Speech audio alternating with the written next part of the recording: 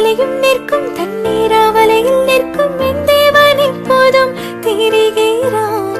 காற்றுக்கு தமிழும் தெரியும், கண்ணாளின் திசையும் தெரியும், கட்டாயம் துன்பம் சொல்லும் மறக்கிறான்.